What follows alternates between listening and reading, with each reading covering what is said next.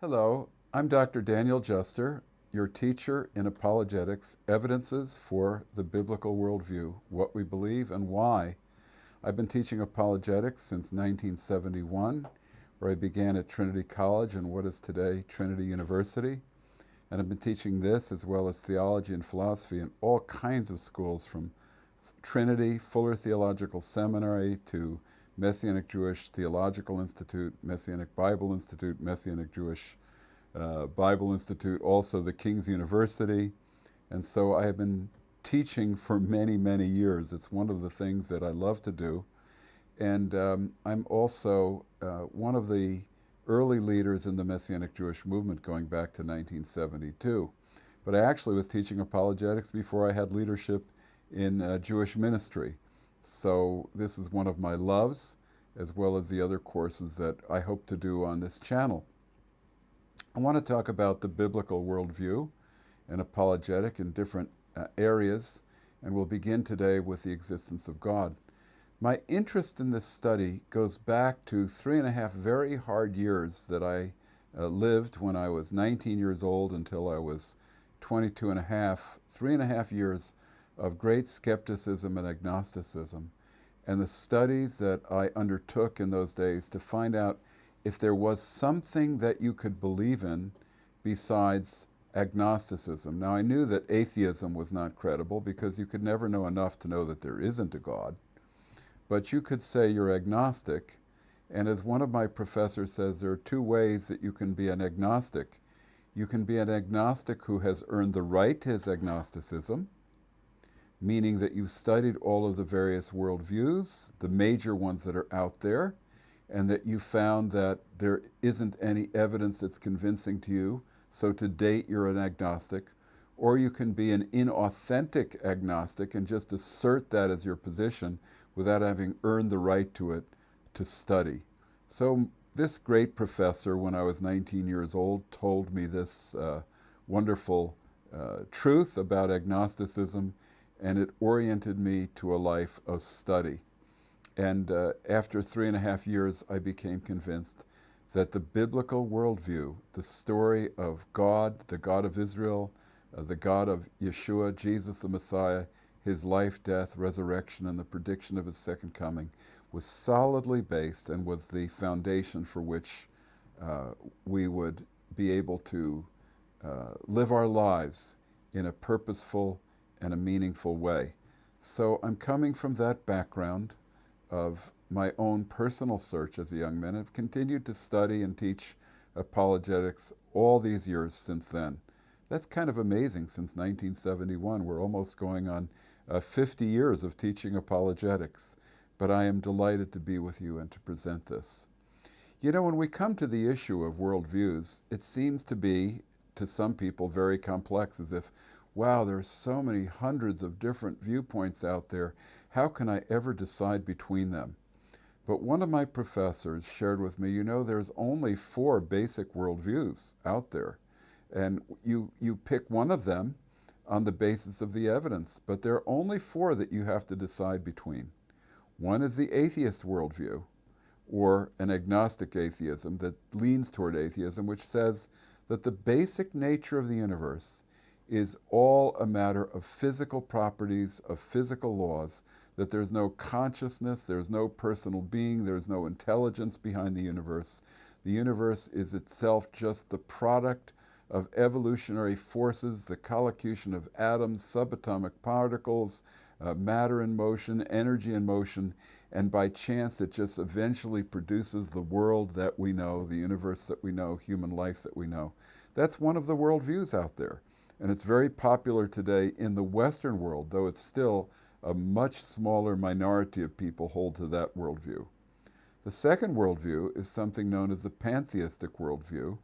And the pantheistic worldview is ultimately a skeptical worldview. It says that the ultimate nature of reality is spiritual, and that the world and God are the same, are one, but that we really cannot say anything about God very much because God is so far beyond human conception that we utterly are speechless when we think about the infinite, and so we live in this sense of spirituality that's undefined.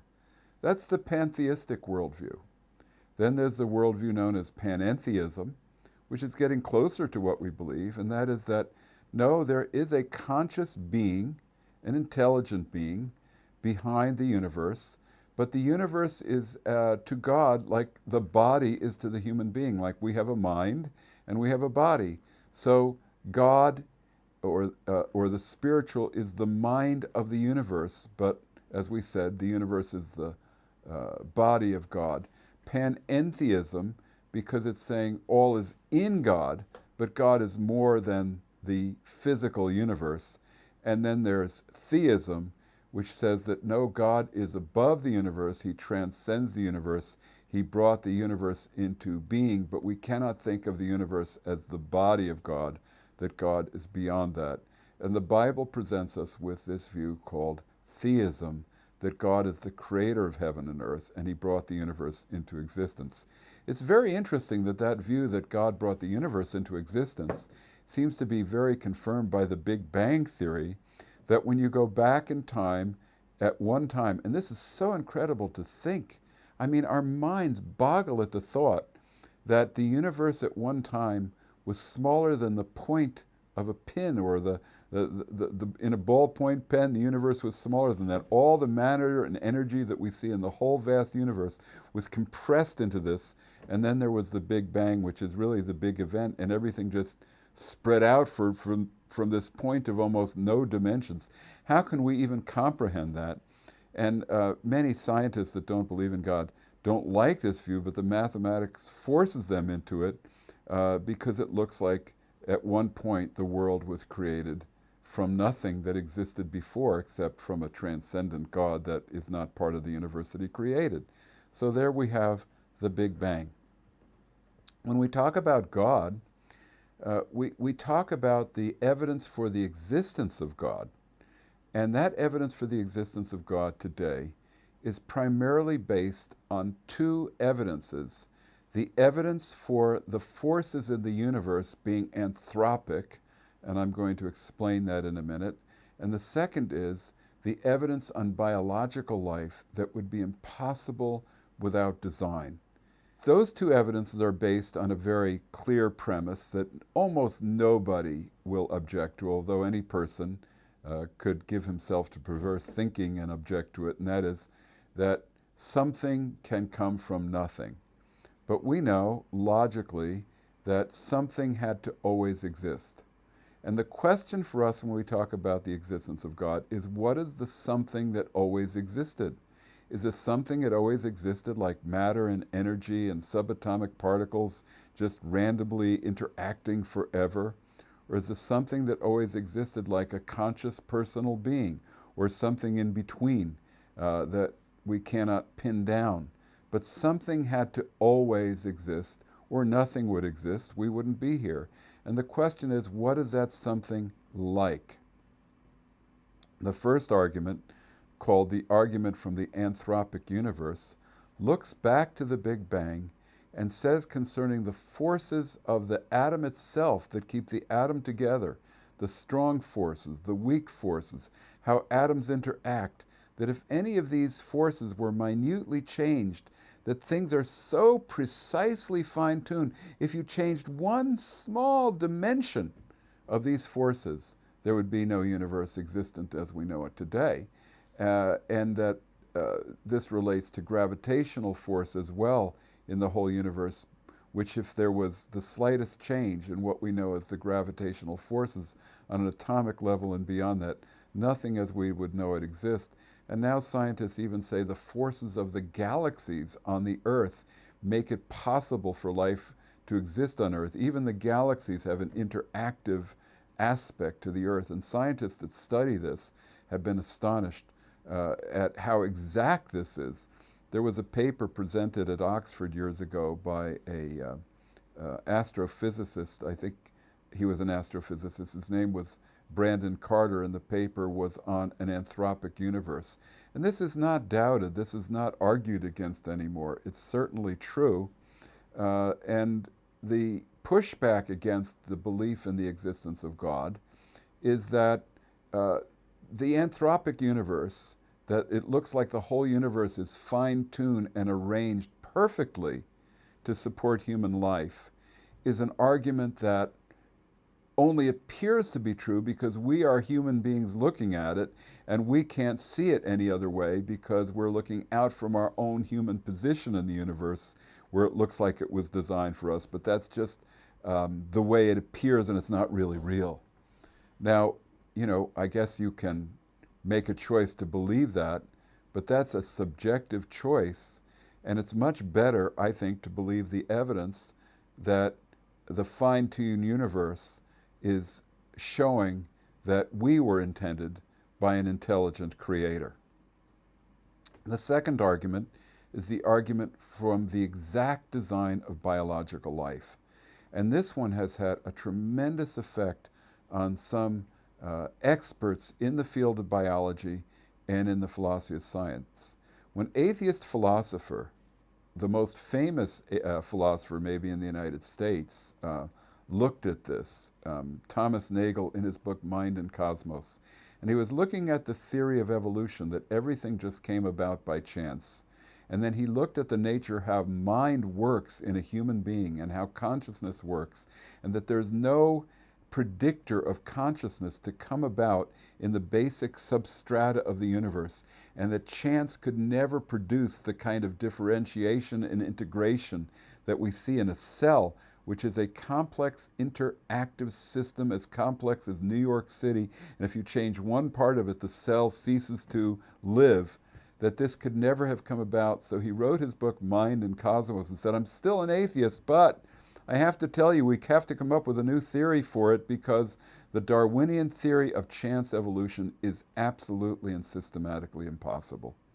And yet the reason people became atheists was because they thought that in the Darwinian theory of evolution, even in its different forms in neo-Darwinism and other adjustments to it, they thought they had an explanation whereby the hypothesis of God wasn't necessary. But this is no longer the case. And we see these things, it's interesting in the writings of mathematicians like David Berlinski at Princeton University, who wrote a book full of humor, which shows how incoherent Darwinian mathematics is and how impossible it is to produce the universe on a mathematical basis. One biologist at Lehigh University, a very big and noted secular university in the United States, Michael Bay, wrote a book called Darwin's Black Box, because if you think of musicians, it's like trying to pull a rabbit out of a hat, and he says, you got to put the rabbit in there to get the rabbit out of there. The magician makes it look like the rabbit's pulled out of the black box, but it's not so. That the only way that you can look at biological systems today is to see that the integrated complexity is such that it cannot evolve from a simpler stage to a complex stage.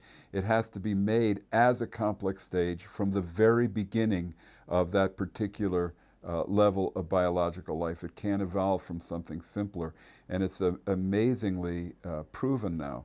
So you see this convincing atheist like Antony Flew, who was the leading atheist in the English-speaking world for 50 years until in his later life these arguments convinced him that God had to exist, and he wrote this book repudiating him being the #1 champion of atheism in the English-speaking world.